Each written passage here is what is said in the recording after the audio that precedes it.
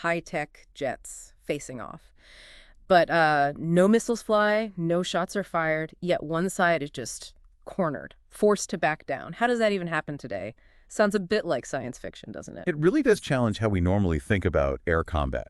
Yeah. We picture dogfights, explosions, but this kind of scenario shows a massive shift. How air superiority can be, well, quieter, invisible almost. Exactly. Welcome to the deep dive. Today, that's our mission. Unpacking a really fascinating case study in modern air power, specifically electronic dominance. We're drawing from some amazing insights, particularly from a defense scientist who specializes in electronic warfare, EW, and signals intelligence. From a piece called Beyond Radar, Rafales, EW, and the Art of Listening. Yeah, that source was eye-opening. It drives home that the real fight often isn't kinetic anymore. It's this deeper war, as they put it, a battle for the electromagnetic spectrum, and how systems can actually force a retreat without firing anything. It really is an art of listening, a whole different battlefield. Okay, so let's dive into this specific scenario involving Rafale jets. The source mentions they were detected, but not visually, not even by standard radar initially, which is surprising. So the big question for you listening is, how did the other side know those Rafales were even in the vicinity? Well, that's the really interesting part. The first clue wasn't visual, like you said. It was an RF fingerprint. Every electronic system, especially something as advanced as the Rafale's AESA radar, the RBE-2 model, it gives off a unique kind of electronic texture in the spectrum. A texture, like an electronic signature. Exactly. Think of it like its electronic voice.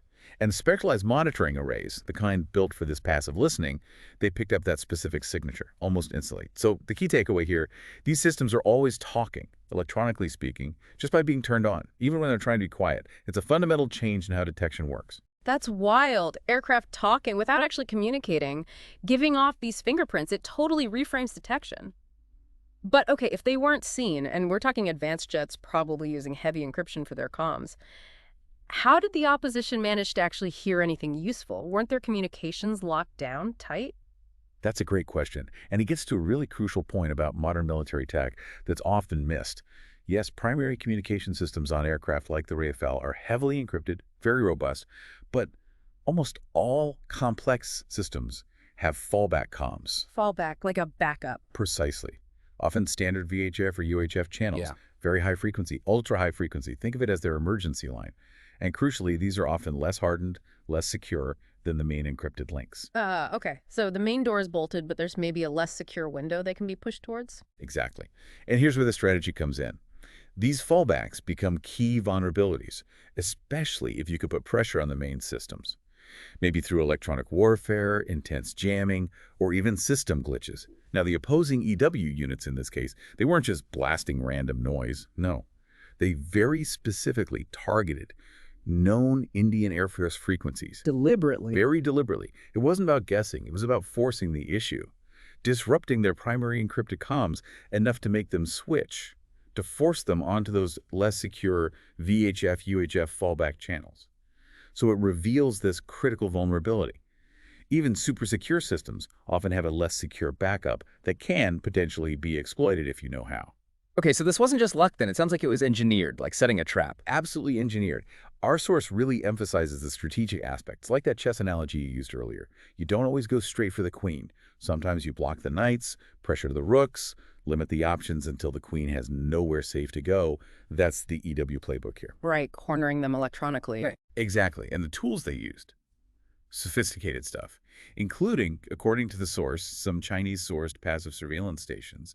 They were doing wideband spectrum sniffing, meaning they weren't just parked on one frequency. They were sweeping huge chunks of the radio spectrum, constantly listening for those telltale signals, those fallback activations. And the source mentioned AI speech pattern analysis. What does that actually mean here? Is it listening to the words or something else? It's much cleverer than just trying to decipher words, especially since fallback might still have some level of basic encryption or be too garbled. Our source calls it battlefield telemetry. The AI isn't necessarily focused on what is said, but how.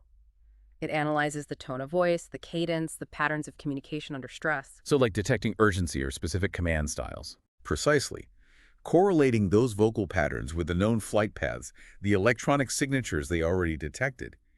They could map out the command structure in real time. who's talking to who's giving orders. It gives you this incredible operational picture of their coordination, their stress levels, their intent, even without understanding every single word. It's amazing how much you can learn from the way people communicate. That is phenomenal insight. Okay, so given all this electronic pressure and listening, was there a cyber element too? Beyond jamming, we hear cyber attack thrown around a lot. What does it mean in this context?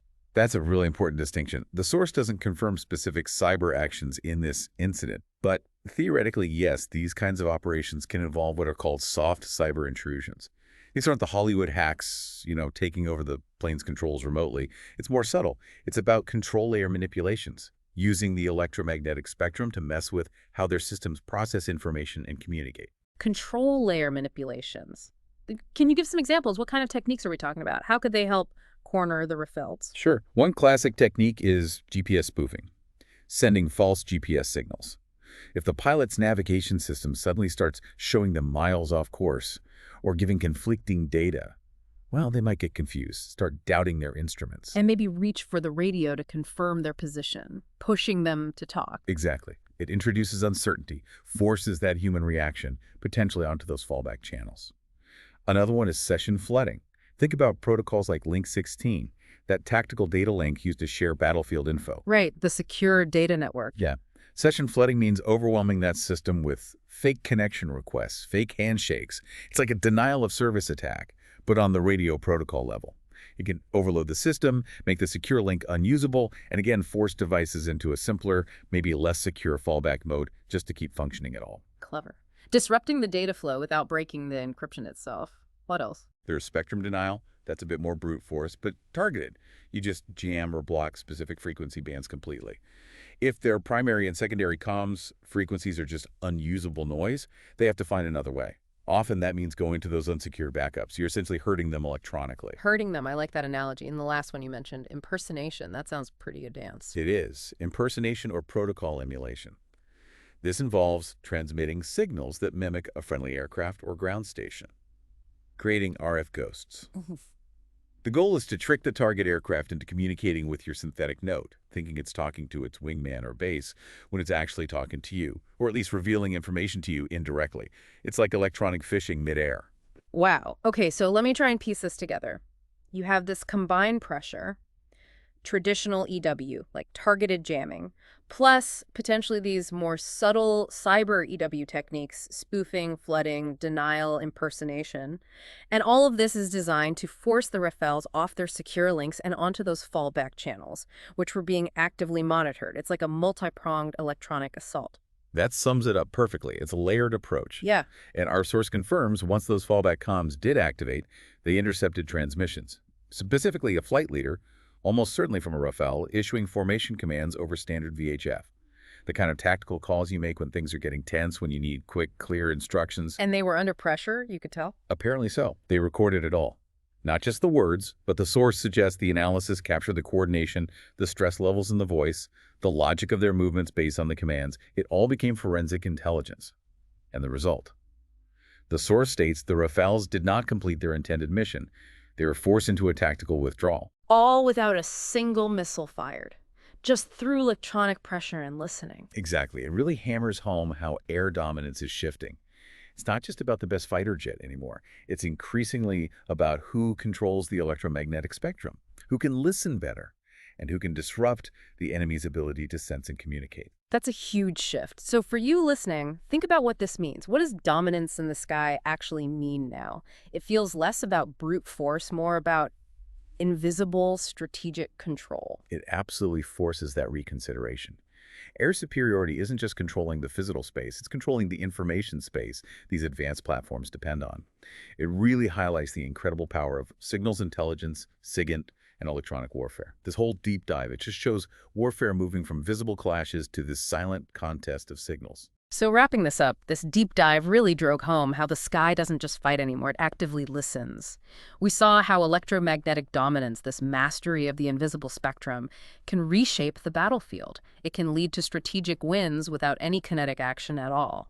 A silent war fought with signals and data. And if we used to think of warfare primarily as what you can see and what you can shoot, this case points to a future where the decisive battles are fought right here, in the unseen electromagnetic realm, where complex systems talk and listen, and where an opponent might be neutralized just by cutting off their senses, their ability to communicate and coordinate. So here's something for you to chew on as you do your own thinking about how tech is changing everything. What does this imply for future defense strategy? For investment? If this unseen battlefield is becoming so critical, how might other systems be affected? Think about things like loitering munitions drones that wait for targets, like the Israeli Harry Top our source mentioned briefly. How could they be tracked, spoofed, maybe even neutralized midair in this new reality without ever firing a shot at them? That's a question that really challenges our old ideas of defense, something to mull over long after we finish here.